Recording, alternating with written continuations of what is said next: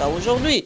Alors, aujourd'hui, parler d'un dialogue sans qu'il y ait eu une préparation, mais on constate plutôt une précipitation, ça voudrait dire que il y a anguille sous roche. Ça voudrait dire qu'on voudrait faire passer une certaine illégalité dans la légalité en utilisant la légitimité réelle ou relative de ce que l'UDPS avait considéré comme le résultat final des élections en 2011.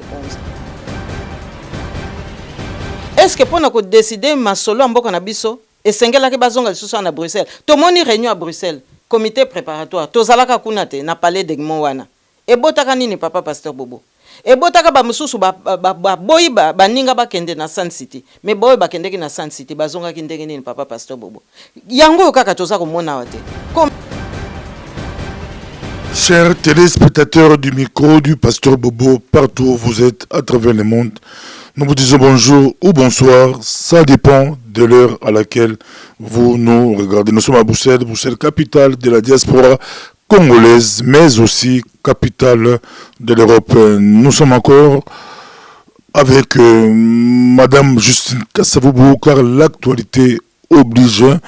Nous sommes avec Madame Justine. Bonjour Madame Justine Poyo Kassavoubou. Bonjour pasteur Bobo. Comment vous vous portez? Écoutez, nous avons répondu à votre invitation pour discuter un peu de l'actualité qui est très pressante et préoccupante ces jours-ci. L'actualité bouge. Nous commençons par une information qui a intéressé les internautes, les Congolais de partout, ou le monde entier. Mohamed Ali, la mort de Mohamed Ali. Dans cette photo, on voit, je crois, de gauche à droite, on voit Mohamed Ali, le boxeur Mohamed Ali, on voit M. Mandongo Boula Niati, mais à l'extrême, ou à droite, à l'extrême droite de Mohamed Ali, on voit M. Poyo. M. Poyo, le mari de Justine Kassavoubou, Poyo Kassavoubou. Ainsi peut recadrer la photo. Bon, écoutez, on a longuement évoqué la mémoire de Mohamed Ali, dont nous saluons ici, évidemment, le parcours, parce que c'était un grand militant des droits de l'homme, mais c'était aussi un militant vraiment de la cause des Noirs et de la dignité de l'homme noir. Et donc, cette photo nous situe en 1974, lors du match du siècle, dont on a tellement parlé ces derniers jours. Et ce match du siècle, comme vous le savez, avait été voulu par le Zaïre. Mais il faut savoir que le comité organisationnel était dirigé par M. Boula Mandongo Niati, qui était à l'époque conseiller principal à la présidence de la République, mais également M. Mpoyo, mon mari, qui était chargé des relations publiques du comité d'organisation. Et donc ici, c'est une photo qui situe ces trois personnalités à l'escale de Paris. Il revenait des États-Unis en compagnie de Mohamed Ali en route vers Kinshasa. Donc évidemment, c'est un grand moment puisque, comme vous le savez, le Zaïre de l'époque n'avait pas du tout lésiné sur les moyens pour que ce soit un grand événement digne de ce nom. Donc, dans la photo, ils sont allés aux États-Unis prendre Mohamed Ali avant d'arriver à Kin. Ils ont fait escale à Paris. Donc ici, Mohamed Ali, c'est avant d'arriver à Kinshasa à 74. On se rappellera, il a mis Georges Foreman KO et tout Congo était... Donc c'est Mohamed Ali qui est arrivé avant Foreman à Kinshasa. Oui, et d'ailleurs, il y a une anecdote que mon mari, M. Mpoyo, m'a racontée. C'est que lorsqu'ils sont entrés dans l'avion, comme vous le savez, à l'époque, nous avions notre compagnie Air Zaïre. Et les commandants de bord, c'était des fils du pays. Hein. À l'époque, on parlait beaucoup du commandant Ilunga, du commandant Diasso Loin. Et avant le décollage, le conseiller principal, Mandungu Boulaniati, a fait visiter le cockpit à Mohamed Ali. Et il était très, très étonné de voir qu'il n'y avait pas d'Européens. Il s'attendait à voir peut-être des commandants de bord blancs. Alors il pose la question, Mohamed Ali pose la question, mais qui va piloter l'avion? Et Mandungubu Lanyati répond, mais le commandant de bord est là. Et il s'agissait de l'un des deux, Diasoloa ou Ilunga, je ne sais plus très bien, mais c'était un des deux commandants. Et Mohamed Ali s'est étonné parce qu'évidemment, il ne s'attendait pas à ce qu'en Afrique, cette Afrique lointaine, pour eux qui étaient fils et descendants d'esclaves, cette Afrique lointaine puisse présenter des commandants de bord qui étaient à même de piloter des gros porteurs genre 747 ou DC-10 de l'époque. Et donc, voilà, c'était sa première surprise et il a posé encore une deuxième question, mais est-ce que vraiment ils vont réussir à faire voler cet avion? Parce qu'évidemment, le choc était grand, étant donné qu'eux étaient habitués à prendre des avions pilotés uniquement par des Blancs. Donc, il y avait là aussi une raison d'être fiers de ce que nous étions en train de devenir, de ce que les fils du pays étaient capables de réaliser. Mais il est bien dommage que la République du Zaïre n'ait pas capitalisé sur cet événement pour la suite, notamment pour développer une politique sportive à tous les niveaux qui soit digne de ce nom. Donc c'est un événement qui aurait pu être vraiment le coup d'envoi pour développer aussi notre capacité à nous représenter sur le plan sportif, mais malheureusement c'était un éléphant blanc comme tant d'autres. Mohamed Ali a fait rêver beaucoup de jeunes africains. Nous autres, on est encore trop jeunes. Je me rappelle, enfants, jeunes. Mais que va-t-on retenir de Mohamed Ali, de génération future? Pour vous, Mohamed Ali, qu'est-ce qu'on peut retenir de Mohamed Ali? Mais c'est d'abord la capacité de pouvoir dire non. Vous savez que lorsque, comme tout Américain, il lui a été demandé de participer à la guerre du Vietnam, Mohamed Ali a refusé en disant que ben non, je ne peux pas aller tuer des Vietnamiens, des gens innocents qui, eux, ne nous traitent pas comme des esclaves, comme des nègres. Et donc, ça lui a valu une condamnation, ça lui a valu la confiscation de ses titres de champion du monde.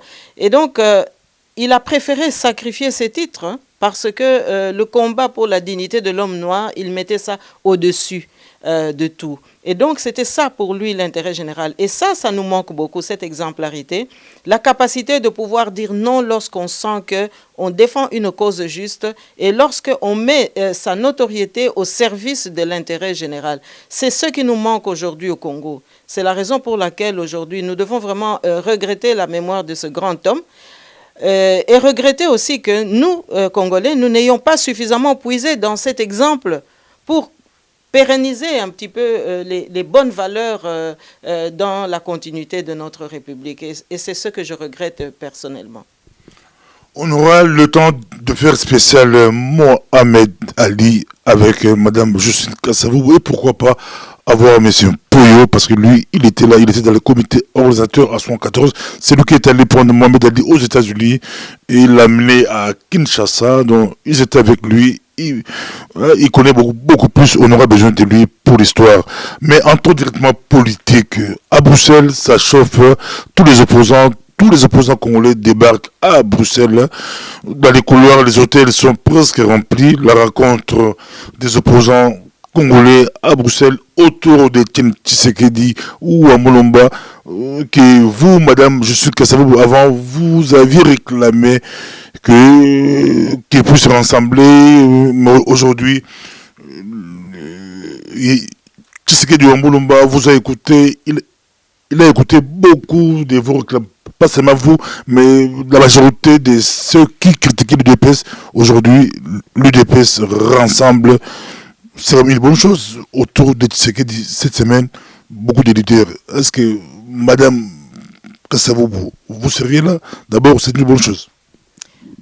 Écoutez, je vais tout de suite vous recadrer. Je crois pouvoir dire ici que ce rassemblement que nous avons appelé de tous nos voeux ne se passe pas de la manière que l'on aurait souhaité. Parce qu'ici, il y a énormément d'inquiétudes à avoir. Je me pose la question de savoir si nos compatriotes qui se précipitent sans aucune préparation, hein, on a beaucoup parlé de dialogue évidemment, mais le dialogue dont on nous parlait, c'était un face-à-face entre l'UDPS et la majorité en place, puisque l'UDPS revendiquait toujours la victoire des élections de 2011. Alors, la mutation entre ce dialogue-là et le rassemblement que nous avons appelé de tous nos voeux se fait dans la précipitation. Et ici, je préfère vous faire observer que tous les opposants ne sont pas conviés à cette grand-messe. Et donc, il s'agit ici de précipitation, je le dis encore une fois, mais il s'agit aussi d'une démarche qui est tout de même hasardeuse parce que on ne peut pas comprendre que on puisse, dans cette catégorisation de la convocation des différents partis politiques, qu'on puisse décréter que certains sont plus importants ou moins importants que d'autres. Moi, j'observe que parmi ceux qui se précipitent, eh bien, on retrouve exactement les mêmes qui se sont précipités en 2001-2002 lorsqu'il fallait préparer le dialogue intercongolais. Et à l'époque, c'était exactement de la même manière qu'on avait sollicité l'UDPS et nous avons bien vu ce qui s'est passé. Sans qu'il y ait eu une délibération sur l'avenir du pays, sur le contenu de notre indépendance nationale, sur ce que nous voulons réellement dans le pays, eh bien, il s'agissait plutôt d'une démarche qui allait cautionner les infiltrations futures, qui allait cautionner le partage du pouvoir, qu'ils appelaient à l'époque le partage équitable et équilibré du pouvoir. Et donc, moi, je m'inquiète ici parce qu'il y a eu des exclusions. Ce n'est pas un rassemblement au sens noble du terme, mais ce sont des choix arbitraires qui ont été faits pour que les uns se retrouvent autour de M. Tshisekedi. Mais à ce que moi je sache, en tous les cas, c'est que M. Tshisekedi est un légaliste. Or, parmi ceux qui se précipitent pour aller se réunir autour de lui, il y a ceux qui ont déjà violé la Constitution, hein, en décrétant que, voilà, un tel peut être candidat, un tel autre pas. Et donc, nous sommes ici vraiment dans une démarche qui m'interpelle de par son manque de préparation et aussi de par son manque de concertation quant à la qualité des acteurs qui doivent définir l'avenir de notre pays. Alors ça risque de nous amener évidemment non pas au glissement qui est devenu, disons, un concept à la mode, mais beaucoup plus au dérapage constitutionnel. Parce qu'il faut savoir qui finance ces assises. Ça, c'est quand même une question qui reste ouverte. Donc, pour vous, la démarche est louable, mais l'UDPS pouvait faire plus. Mais il n'y a pas d'unité parce que quand on regarde tout de même, il y a des formations qui aujourd'hui ne sont pas d'accord. Il y a un front anti-dialogue et à juste titre parce que les tenants et les aboutissants, nous ne les maîtrisons pas. Il faut d'abord s'interroger aujourd'hui. D'aucuns que vous avez même interviewés ici à ce même micro qui ont dit qu'on utilise M. Tshisekedi comme un appât. Mais il s'agissait aussi de cette réalité-là en 2001-2002. Et donc, nous nous posons la question s'il ne s'agit pas d'une manipulation de transfert d'onction pour légitimer ceux qui, par des voies ordinaires, ne trouveraient pas de la place sur l'échiquier national afin de faire valoir leur point de vue. Là, vous citez l'ingénieur Achille Longeni, pour lui, c'était un appât trompeur pour attirer les hommes politiques congolais. Mais d'autres disent aussi, oui, il est appât parce qu'il est le seul homme, le seul opposant à pouvoir rassembler autour de lui beaucoup d'opposants pour faire avancer le Congo. Oui, mais il faut aussi voir de quel type de rassemblement il s'agit. S'il s'agit de coteries, ce n'est pas un rassemblement. À ce moment-là, c'est du clientélisme politique pur et dur.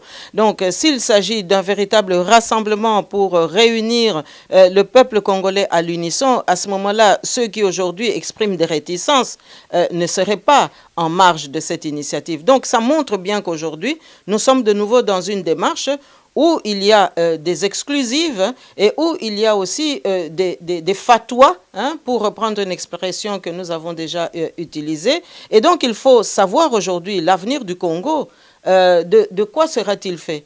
Parce qu'il faudrait quand même qu'on puisse extirper toutes ces fatwas qui ont plombé notre vie nationale depuis 1960 jusqu'à aujourd'hui.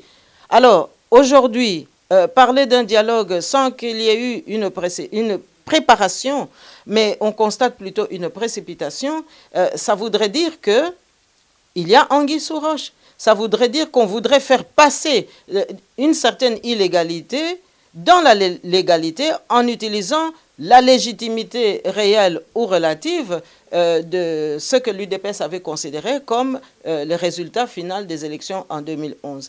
Et donc là, moi, je suis très inquiète parce que j'ai comme l'impression que nos compatriotes ne prennent pas assez la mesure du danger qui nous guette. Parce qu'en réalité, qui va profiter de ce dialogue mal ficelé? Mais c'est le Rwanda et l'Ouganda, encore une fois, comme ce fut le cas en 2001-2002.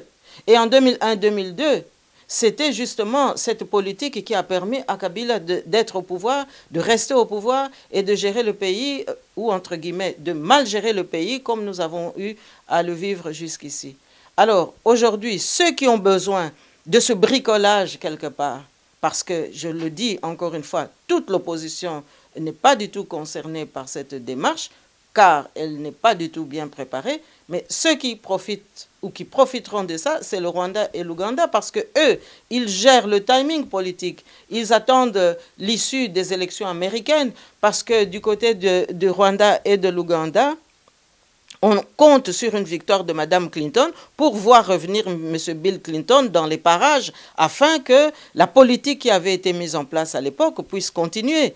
Et c'est pour cela que les dissidents de Kabila hier sont aujourd'hui aux premières loges pour accepter un tel dialogue. Eux, ils savent pourquoi ils se précipitent autour de M. Tshisekedi. Peut-être que seuls les Tshisekedistes ne le savent pas.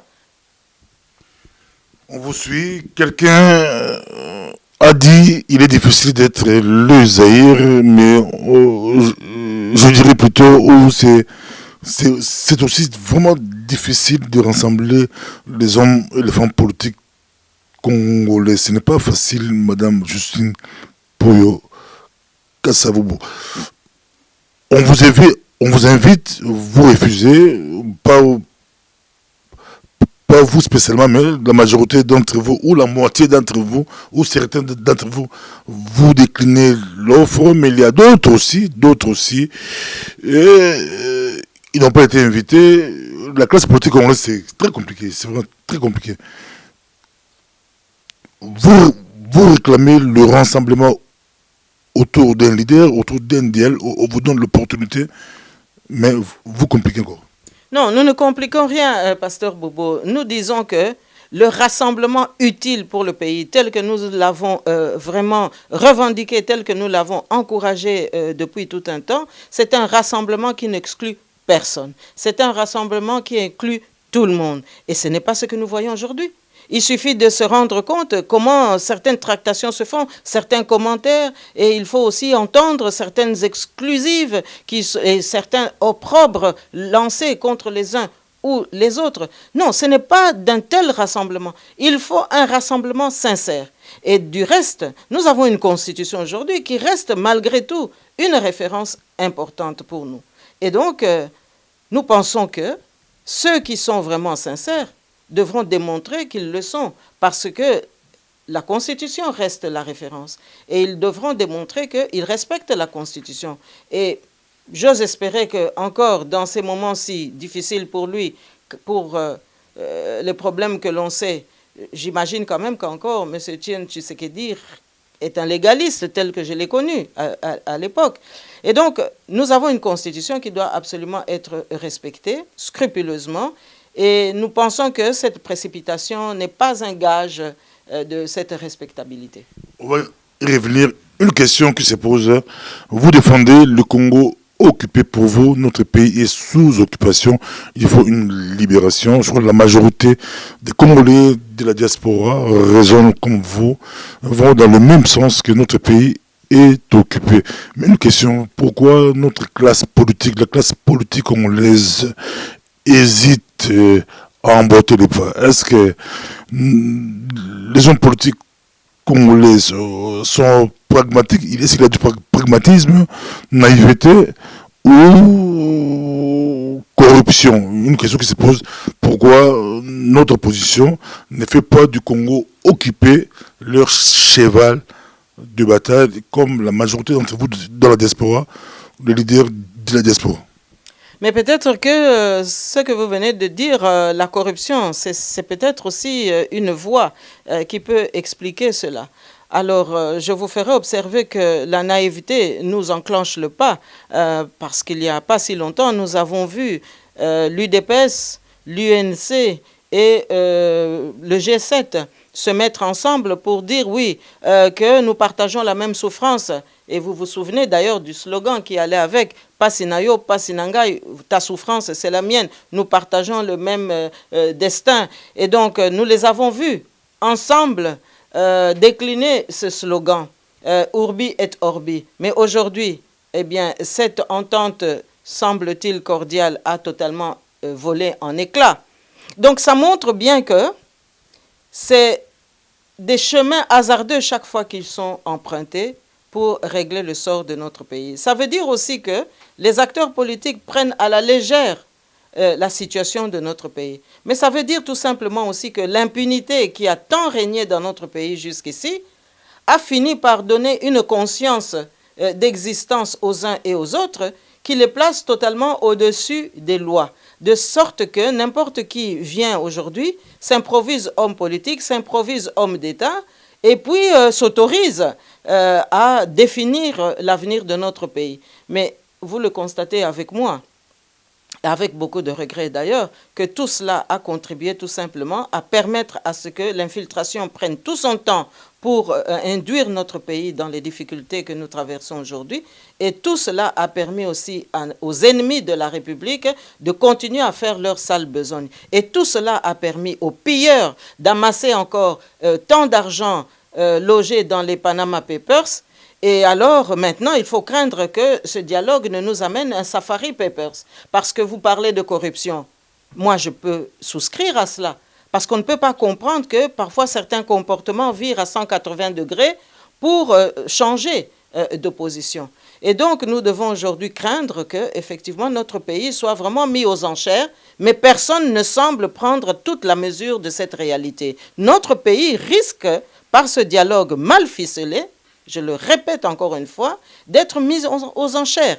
Et c'est cela que nous devons éviter. Nous devons absolument prendre le fil rouge qui nous reste, la Constitution, et voir si les uns et les autres prônent par le bon respect de cette Constitution, et si les uns et les autres ont le souci de réparer ce qui doit l'être. Antoine Ngala, Baliko Landabisom, Mokili Momba Penza, Nancy, parti au peu batebele, Basipé Alango Penza, Baliko Talayo, Mokili Momba, Madame Justine, Poyo, Kassabou, Oza, Moko, rare femme ou homme politique, ou maîtriser la langue belé, ou le barba langue belé, tous en ayo, tout solo la Penza, tout côté, Naningala, Milkabo transition, Oyo, Bozo esquivé en haut, mais bilan tourne direct dans l'agenda caché, le bilan transition à la kati. Bah, monsieur Abi, n'engue bakoti, réunion, voilà, transition à la kati. Bateau la dialogue, transition à la kati. Bateau la local élection, de plus en plus, n'a pas couloir, nous so,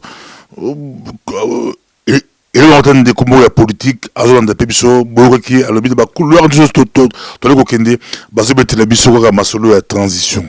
Transition en haut, ils ont tant partout. Madame, je sais que ça vous, au col Balini, et qu'il y a les temps, qu'il y a la transition en haut, de plus en plus. Aujourd'hui, invitation, aujourd'hui, la promesse, tout le monde a dit que Madame, je sais que ça vous, ministre de la Justice, Babi Yoza Kelombe, il faut la justice, ou intérieur. Papa Pasteur Bobo, eza lisekite, oyo nyonso ezali lokola lisano, ba ndeko na biso mususu baza kosala. Makambo ya Congo eza makambo ya lisano te. Ya solo, ba mususu baza na ba agenda caché, baza koya, baza kokanisa transition. To mituna penza Papa Pasteur Bobo. Makambo ezo salama awa, eza ko rappeler ngai makambo esalamaki na 2001-2002. Kaka pe awa na Bruxelles.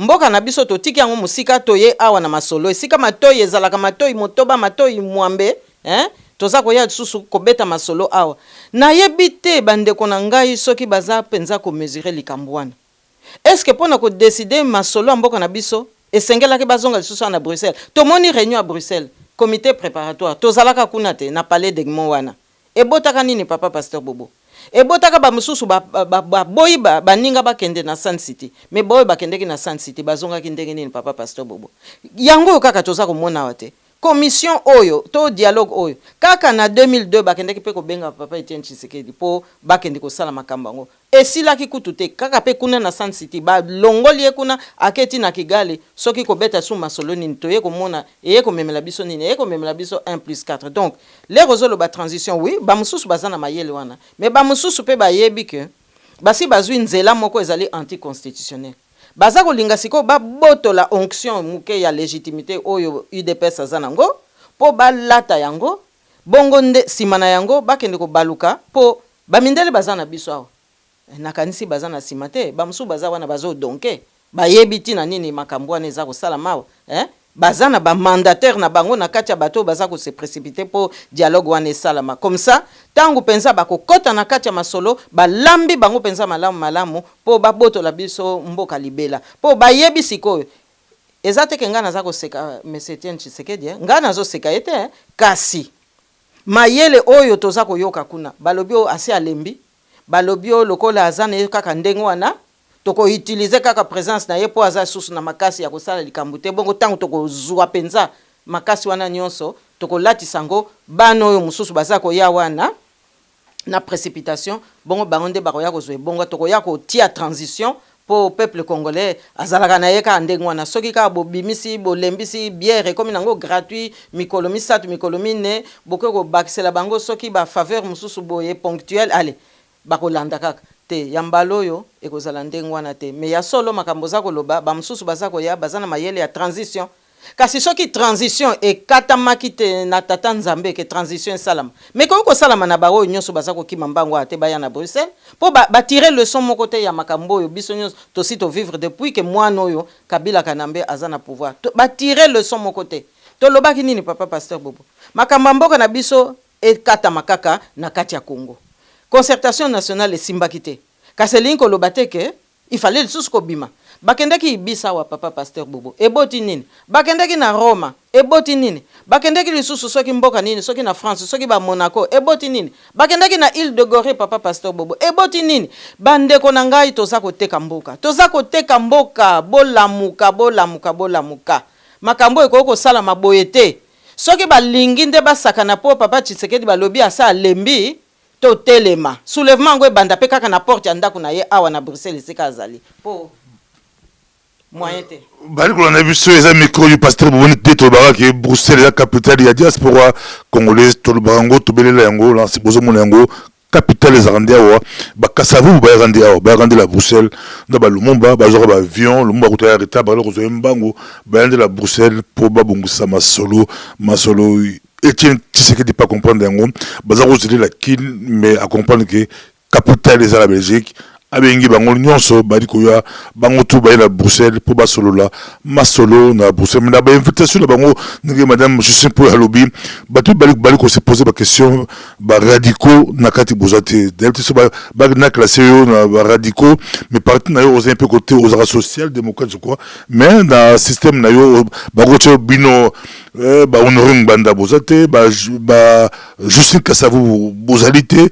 ba Jean-Pierre Bemba ba F bazaï ba bozalité boza mo ebele ba to boza représent boza matata ba mo libinoté te ce qui ba Gabriel Moké ba ko te éviter l'avion on dirait ba mon qui l'avion on dirait ba mon qui était bino bozalité bozo ba benga ki bino pe bongo boyete est compliqué mais papa pasteur Bobo ba futi bisote hein biso tozo défendre mabele tozo défendre mabele mboka alors ce que monique moi poko so ezali pona ko bengisa biso to pona ko bengisa bandeko oyo batikali kuna na Congo bayete po bayebi ke mayele oya mabele oyo biso tozo bundela ezande na ngambu na biso omoni papa pasteur Bobo parce que makambo ya mboka tokoko zwango lisekite tokoko zwango lisekite oyo to yoki ke ano o kuna ya te ano papa pasteur Bobo oyebi ke ba mususu baza responsable ba mixage oyo armée na biso nationale et salaki mixage memeli biso nini ebemeli biso bapaya na kati ya armée nationale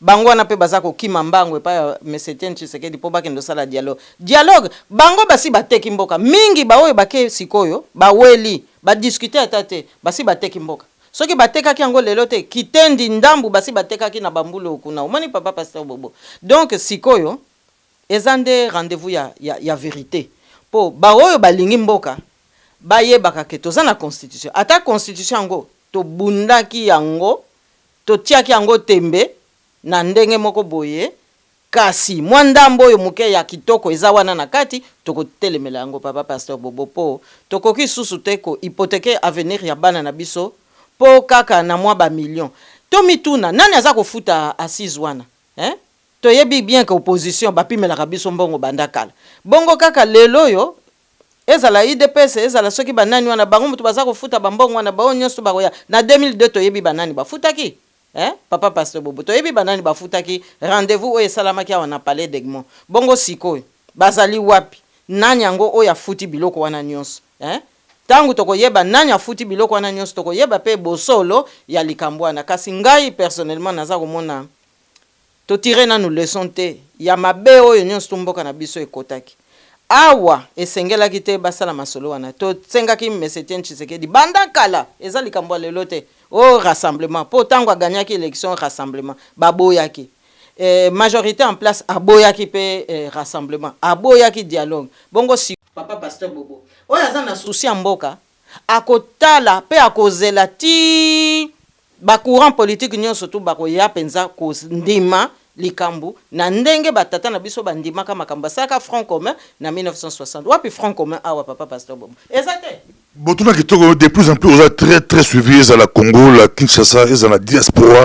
Bato bafan daka bazela ba vidéo na yo ti ba 4h du matin, ba 3h du matin, bazo zela batala yo penza. Mais ba retourner question, ba retourner mon tout l'amour simple, ba retourner yo madame Justine Poyo Kasavubu, yo zalaka ministre na gouvernement ya Kabila père kuna au compliqué bawande au compliqué babizi makarara yo la bango ata tango zalaka ambassadeur ya zalaka ministre na yo ya affaires étrangères yo na ye zalaka opesi mboa boyi poste kaka o kanga ye na kingo bobunda penza zalaka opesi mboa boyi baiko na biso ba tso babengisa yo e ko yesusu na lobite ke babengisi Robero mais au côté nakati au monde si ba Robero nakati ya masolo yo kotika ngote yo za mobulu parce que yo o défendra mboka yo défendra 100% congolais peut-être ba bengisi bato mais ba tel piki on a za elombe peut-être ba bino ba elombe ba ko lokabilo prochainement za étape za pas étape papa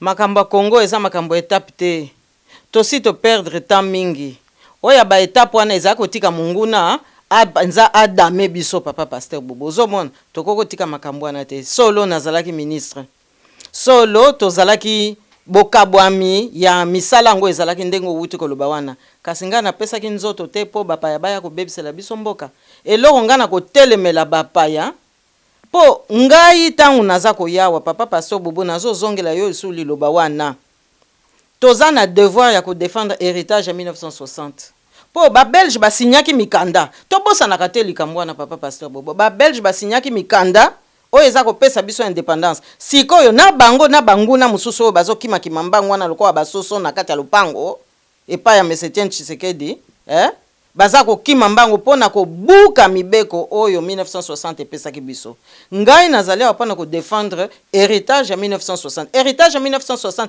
epesi place na ba fonction régalienne na mopaya te soki bango bazo sa dialogue po bazongisa susu bapaya o bazo botola biso ba place oyebi ke biso toza bato ebele ba opposant ebele même musala oyo moko zo sala ozo lona papa pasteur bobo bako compliquer yo pombongo na yo zwango te donc biso to kufa bangonde bazala na bomoi ekoko sala masu ndenge wana te papa pasteur bobo po bango baza koya na mboka na biso pona ko boma biso totika place bango bazwa bango bavuma.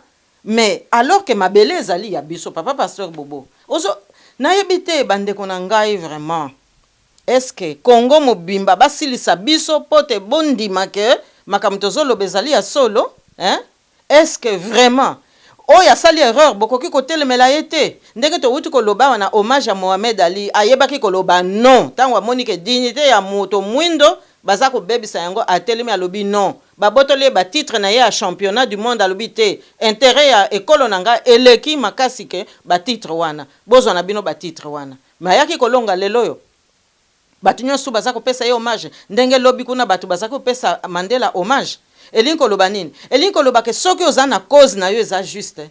Telemela yango tina suka. Yango na papa pasteur Bobo. Biso tozo telemela cause wana. Po nako linga te muto ya kosakana lisusu na Kongolo. Ndenge basakani na biso bambulo. Nako linga yango te. Soki siko dialogue wana bango bazokende etengami ba préparer pe yango te papa pasteur Bobo. Po liboso ezalaki o pasi na yo pasi nanga tomonaki UDPS, tomonaki UNC, tomonaki lisusu G7 ba bandi ko tambola bamboka na mboka o pasi na yo pasi nanga. Nyonso wana balobi yango lelo basuki wapi papa pasteur Bobo. Wana eza ko sakana na mboka te. Eza ko sakana na mboka te. Siko bazowela ni. Non, baza mingi basi bateki mboka. Siko ba na besoin bakende ko benda bulangi to eza epa ya papa pasteur non, epa ya papa Etienne Tshisekedi. Omoni, bayebi ke aza maladi. Bayebi ke le mso aza na mbeto. Balingi ba benda bulangi to wana. Po siko bango ba mizipa yango, po bango sikoyo ba loba ke non, lokola to moni kuna patriarche, lo moni mukulumpa.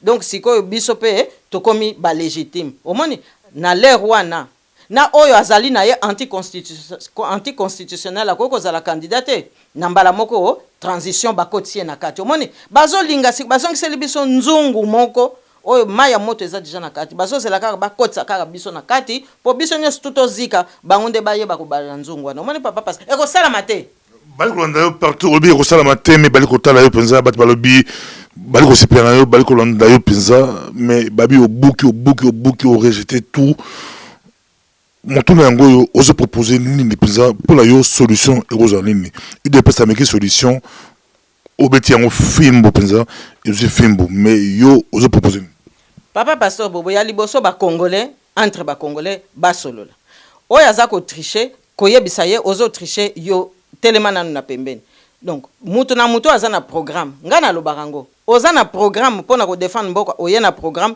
total programme na yo za ko loba nini o wana total yango na ndenge ya démarche politique mais na ndenge ya démarche ya lelo papa pasteur Bobo échiquier politique eza ko lakisa nini eza ko lakisa ke bato musu baza na lolendo ya kokata makambo baza na place na bango te papa pasteur Bobo soki sikoyo UDPS alobio non biso toza na besoin ya dialogue mais a dialoguer na ba oyo balenge oyo bazali légitime lokola ye pona koloba makambo ya mboka en tant que opposition ezate ke siko lisusu kuna bango babanda su koloba te o kuna ya te nde yango na eloko eza ko bebisa biso papa pasteur Bobo moni po siko ngai en tant que mouvement de démocrate toza na programme ezali prêt pote gouvernance ya mboka lobby ezala penza ya malamu oyo pe aza na programme akoya tokokisi mayele toke liboso mais siko toza na constitution ezopesa biso ba délai toyebi ke le 19 décembre mwana wana akozala lisusu te totelemela makambo wana eza te ke sikoyo tobanda su koluka tolamba lisusu biloko mosusu po sikoyo toya su kotia ba transition tokokende nango wapi papa pasteur Bobo omoni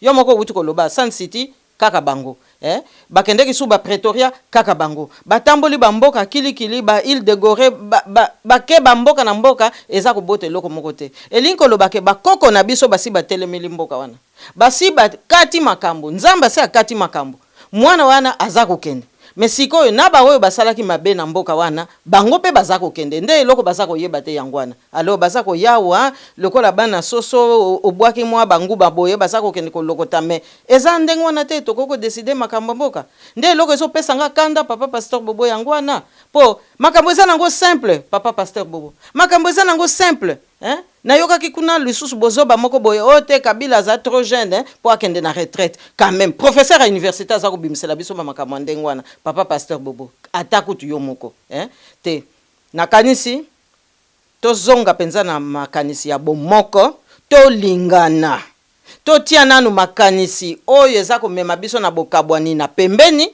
totia oyo eza kobatela bana na biso na avenir na bango esika moko soki kaka boyoka ni wana ezongi papa pasteur Bobo bakoko basi batelemi nzambe pe ase atelemi makambo nyonso ekoya kosimba na yango papa pasteur Bobo nakasi tozongela bato pe perdre prochainement tozape bango tokipe bango te toyebena makambo ya kati opposition po te opposition na biso bazo makasi basangana bayokana peza bango nyonso po na changement na mboka la biso Congo tozongela prochainement tosolola likambo ya PPRD wana basali marche na bango balobi non lobi ke aza jeune mwana moke akenda retraite totala makambo na bango sima tozongi awa toye na photo tosukisa awa penza bozomona na kati ya photo ne tobe na lopoto bomoli Mohamed Ali na katikati za Mandongo Bula Niati et puis na Sukali papa Poyo mobali ya Mama Justine Kasabubu ya zalaka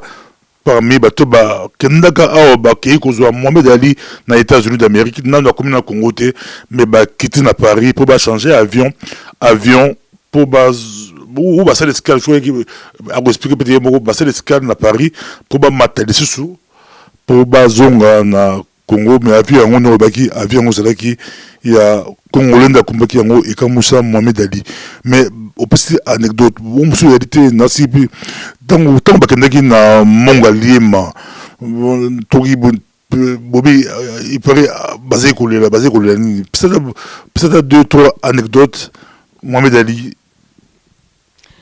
Ya solo na 1974 bazo benga match du siècle solo Zaire a organisé yango bino moko boyebi ndenge Maréchal Mobutu atiaki penza moto na likambwana bato oyo bazalaki ko diriger comité ya organisation wana na kati Mandungu Bula Niati azalaki wana mobali nanga pe Mesempoyo Kitumaini Eli azalaki wana bakendeki États-Unis donc baza kozonga bazongi na Mohamed Ali po Mohamed Ali mutakitaka liboso na Kinshasa format na landaka 2 ou 3 jours après bongo sikoyo tangu bakoti basali escale na Paris wana bongo bakoti sikoyo na avion ya biso moko ba keko lakisa ye cockpit esika commandant de bord azalaka sikoyo ye Mohamed Ali akamwe yazo kanisa commandant moko mundele il fois ya donc avion za na retard balobi nete kala mingi te toza kopumbwa mais wapi commandant de bord balakisi ye po commandant oyebi na période wana tozaki na commandant ilunga commandant dia solo tanga moni kaka commandant eza commandant ya mutu mwindo alobi